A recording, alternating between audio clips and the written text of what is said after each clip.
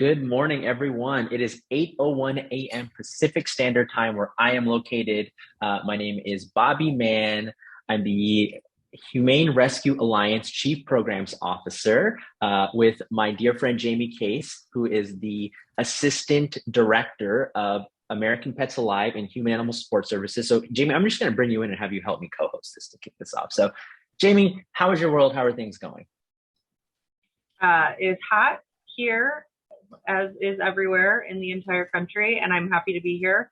I normally had a conflicting meeting, but today it got canceled, so I'm here along with Chris, and there might be some other folks on this call too. Just happy to be here in the last month of this call. Yes. Speaking of which, folks, we're gonna mention this a couple more times, but we had discussed this, and we are going to be merging the Monday and the Friday calls. The Friday calls have always been known as leadership calls. These have been known as the shelter rescue support calls. You are all leaders, and if we're going to build a community, we need to build it together. So one of the things I'm going to ask, there is an email in your inbox right now about taking the survey. Maddie's wants to hear from you on what is the best time to be collaborating. Right now, I will give you a sneak peek. I asked the amazing Eliza. There's two that are in the lead. It's Monday at 11 a.m. and Friday at 11 a.m. So if you want to be keeping these calls on a Monday, or if you want to move them to a Friday, make sure that you get your vote in. So now is the time. Do not forget to do that. And Bobby, there's another day. There's another day that's on there. If Wednesday works better, let us know. We want to make sure all the time zones are accounted for and not like some horrible hour. Yeah, shout out to Shelly for really making sure Hawaii's on the map and getting a chance. Sharon, I know everybody knows you, but since you're on, please introduce yourself, what you do, and tell us one thing that you really love about your job. Oh my gosh, there's more than one thing that I love about my job. I am the Director of Marketing and Communications for Maddie's Fund.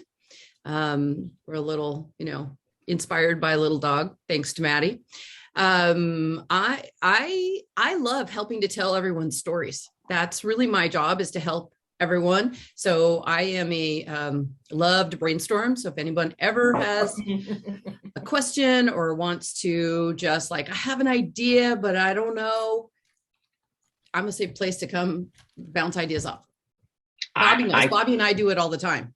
I can attest to that. Every time I have a marketing or communications issue, even when I was at the Front Street Animal Shelter, the first question that Sharon would ask me about my brand was, if your brand was wearing an outfit going to a party, what would it be wearing? So always think about that. If your brand, your organization was going to a party, what would the outfit be? Oh my gosh, I see another amazing person, one of my heroes on this call, Mr. Mike Wheeler. I got to call you out, my friend. Please introduce yourself, tell people where you're from, and tell us one thing that you love about your job. Oh, goodness. Mike Wheeler, Director of Animal Services, Cabot, Arkansas. I get to make everybody happy every day. Every day somebody's happy. Either they've adopted, they've gotten their animal back, I didn't write them a citation. Life's good in Cabot, Arkansas. And Mr. Wheeler, so not only do you run your organization in a town in Arkansas, but you also have been sort of the state agency director of animal control for a long time, right? And you've been someone who has really been focused on changing punitive measures to more supportive measures in animal welfare in Arkansas. So can you tell me your why behind that? What made you want to shift from being so punitive to so supportive? Well, the system's broken. And I was part of that system. Anytime I have to write somebody a citation and they get multiple citations, then they can't pick up their dogs, so they get another citation. They get in the court system and they can't pay their fines, so they lose their driver's license. It just perpetuates, and eventually they lose their job. We all know the story of Maurice. I won't go back into that again, but Maurice changed that part of my life. It's just a system. I mean, we've got people in our system, our judicial system, that I wrote citations to 13 years ago that are still trying to pay those off because they miss a payment and then they get extra fees added on. Mr. Wheeler, I'm gonna interrupt you because you have to tell the Maurice story. There is demand in the chat that you have to tell the story. We have time. Please tell the story. Okay, well, here we go. 2017. I, as director then, I still went out on calls. I picked up some dogs that I knew where they belonged. Their fence was broken. They got out. I took them to the shelter. I issued citations for running loose, no city license, no proof of rabies. They couldn't afford the impound fees to come get their dogs from the shelter. So I wrote Maurice another citation for failure to reclaim his dog. And let's just say it kept going. The fines were about $175 a citation. They got up to that $700 range. I still had their dogs. He missed his date at court, so he got a failure to appear. They suspended his driver's license. He was a truck driver who happened to be renting the house. He lost his job. I don't know what happened to Maurice, but I could have fixed that just by putting the dogs back in the fence and wiring the fence together to keep the dogs in. But I chose not to. That citation, we used to call it education through citation. And that's why. And I don't know where Maurice is. I don't know where his family is. I don't know what his kids feel about animal control. We took their dogs. We made them lose their job, possibly their home. And we're just not going to do that anymore. Mike, what would it have taken to help them out? What was it? You told me it was a dollar amount, like something to fix the fence. It would have taken me less than $3 to wire the fence shut. And from that, our Fences for Fido program came about, where all my officers now carry fencing equipment, simple fencing equipment, hammer, nails, wiring, wire cutters. And now we put the dogs back and we fix their fence. Very minor. But less than $3, that cost this man and his family a lot. And I'm not sure how his family feels about animal control, government, things of that nature now. It's my fault, 100%, and I have to live with it. Hey, Jess, would you mind reading your comment and that you put in the chat aloud for us, please?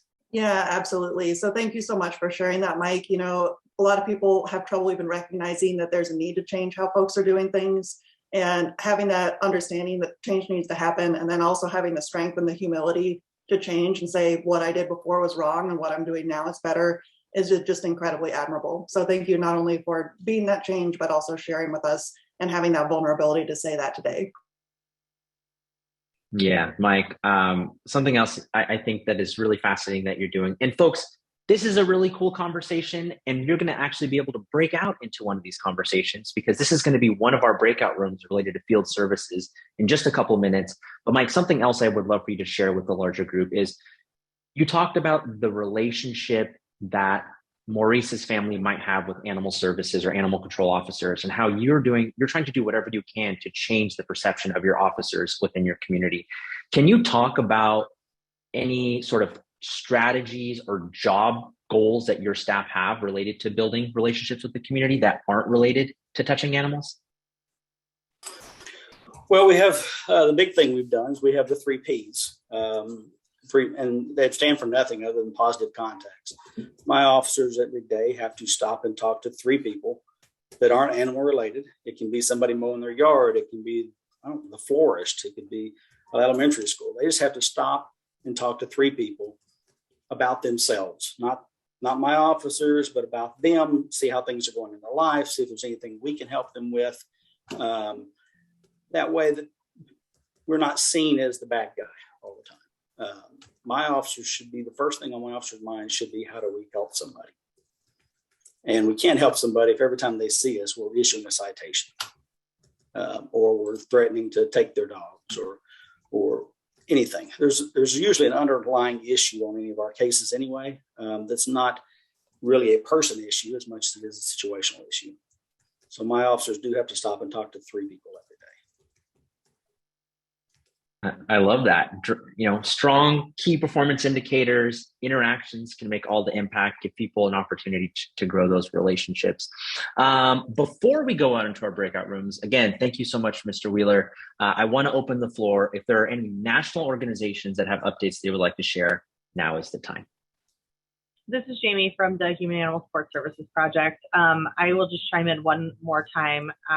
We are off next week.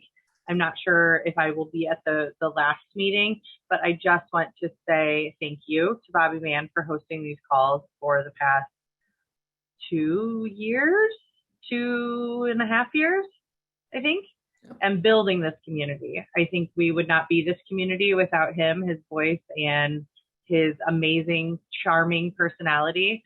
So I just wanted to spend a little bit of time and say thank you. I know you hate it. I know you hate it, and I'm sorry. It's the worst, but I love you too. Thank you.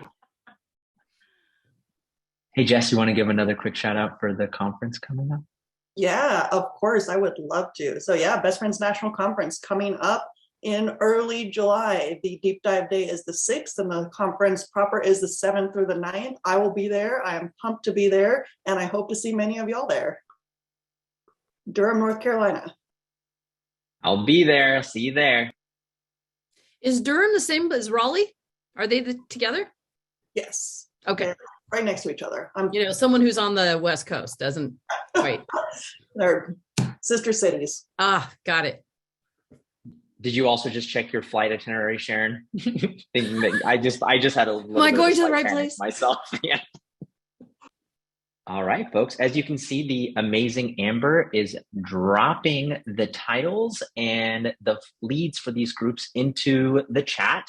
In just a second, you're going to see a prompt for a breakout room that's going to allow you to select where you would like to go. We'll give it a minute or two for people to get acclimated into those rooms. And then the amazing leads, please do what you do best. I will be checking in with you leads probably about 5 minutes before the end of the call to see how things are going. We may come back as a group, we may not. Only the folks on this call will tell. So hopefully everybody's engaged and excited, and we will see you all very soon.